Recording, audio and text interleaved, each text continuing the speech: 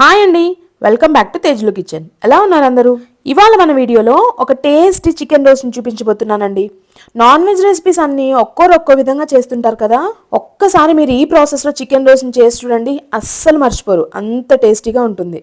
ఇది రసం, పప్పుచారు, పులావ్ ఇలా ఎందులోకైనా సరే సైడ్ డిష్గా చాలా బాగుంటుందండి. అండ్ డైరెక్ట్గా రైస్లోకి అయితే ఇంకా బాగుంటుంది. మీలో నాన్ వెజ్ లవర్స్ ఎవరైనా ఉంటే ఖచ్చితంగా ట్రై చేయాల్సిన రెసిపీ అండి. ఇక ప్రాసెస్లోకి వెళ్తే హాఫ్ కేజీ చికెన్ని తీసుకొని శుభ్రంగా వాష్ చేసేసి 1 టేబుల్ స్పూన్ సాల్ట్, కారం, అలాగే హాఫ్ టేబుల్ స్పూన్ పసుపును కూడా వేసి బాగా కలుపుకొని ఒక హాఫ్ అన్ అవర్ పాటు మ్యారినేట్ చేసుకోవాలి. నెక్స్ట్ స్టవ్ మీద ఒక ప్యాన్ని హీట్ చేసుకొని అందులోకి 1 టేబుల్ స్పూన్ ధనియాలు, 1 టేబుల్ స్పూన్ జీలకర్ర, 2 యాలుకలు, 3 నుంచి 4 లవంగాలను, అలాగే 1/2 ఇంచ్ దాల్చిన చెక్క, హాఫ్ టేబుల్ స్పూన్ మిరియాలు, 3 నుంచి 4 ఎండుమిర్చిని కూడా వేసి లో ఫ్లేమ్లో దూరగా వేయించుకోవాలి. ఇవి వేయించేటప్పుడు దగ్గరుండి మాడిపోకుండా చూసుకోండి, మాడిపోతే గనక మసాలా టేస్ట్ అంతా మారిపోతుంది.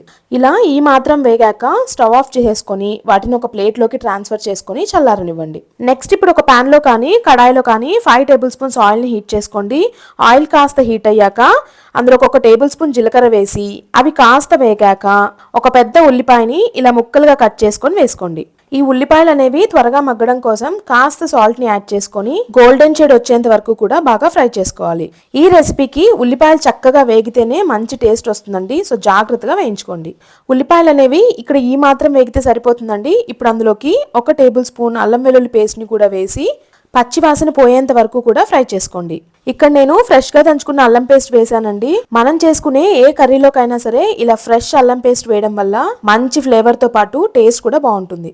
ఇలా అంతా వేగాక ఇప్పుడు అందులోకి మనం ముందుగా మ్యారినేట్ చేసి ఉంచుకున్న చికెన్ ముక్కలను వేసేసుకోండి. ఇప్పుడు ఇదంతా కూడా బాగా కలుపుకున్నాక మంటని మీడియం ఫ్లేమ్కి అడ్జస్ట్ చేసుకొని మూత పెట్టి ఒక 10 నిమిషాల పాటు ఉడికించుకోవాలి. ఇది ఉడికేలోగా మనం మసాలాను రెడీ చేసుకుందామండి. ఇంతకు ముందుగా వేయించుకున్న మసాలా దినుసులు అన్నీ కూడా చల్లారాక ఇలా ఒక మిక్సీ జార్లో వేసుకోండి. నెక్స్ట్ అందులోకి ఈ సైజులో ఉండే ఎండు కొబ్బరిని ఇలా ముక్కలుగా కట్ చేసుకొని వేసుకొని అంతా కూడా ఫైన్ పౌడర్ లాగా గ్రైండ్ చేసుకోండి. నెక్స్ట్ 10 నిమిషాల తర్వాత చూడండి, ఇలా చికెన్లో ఉండే వాటర్ అంతా కూడా బయటకు వచ్చేసి చికెన్ అనేది 50% వరకు కుక్ అయిపోయి ఉంటుంది. ఇదే విధంగా మరో 10 నిమిషాల పాటు మూత పెట్టి మధ్యలో కలుపుకుంటూ కుక్ చేసుకోండి. చికెన్ని మనం మ్యారినేట్ చేసుకున్నాం కాబట్టి దీనికి ఎక్కువసేపు పట్టదండి, త్వరగానే కుక్ అయిపోతుంది. ఈ స్టేజ్లో ఒక 5 నుంచి 6 పచ్చిమిర్చిని ఇలా నిలువుగా కట్ చేసి వేసుకోండి.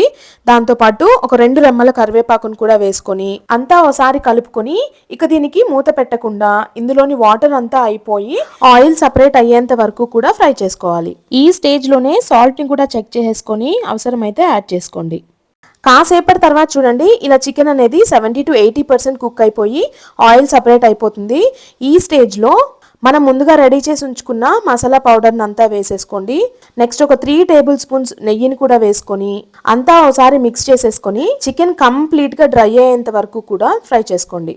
చికెన్ ఇలా గీలో ఫ్రై అవ్వడం వల్ల మంచి టెక్స్చర్తో పాటు మంచి ఫ్లేవర్, అలాగే సూపర్ టేస్టీగా ఉంటుంది. చూడండి ఎంత బాగుందో, చూస్తుంటే తినాలనిపిస్తుంది కదా. ఈ ప్రాసెస్లో చేస్తే మీరు అస్సలు వాటర్ యాడ్ చేయకపోయినా చికెన్ మంచిగా కుక్ అయిపోతుందండి.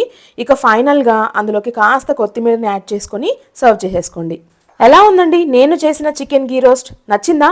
నచ్చితే వీడియోకి ఒక లైక్ ఇవ్వండి. అలాగే మరిన్ని మంచి రెసిపీస్ కోసం మన ఛానల్ని తప్పకుండా సబ్స్క్రైబ్ చేసుకోండి. మరో మంచి వీడియోతో మళ్ళీ కలుద్దాం.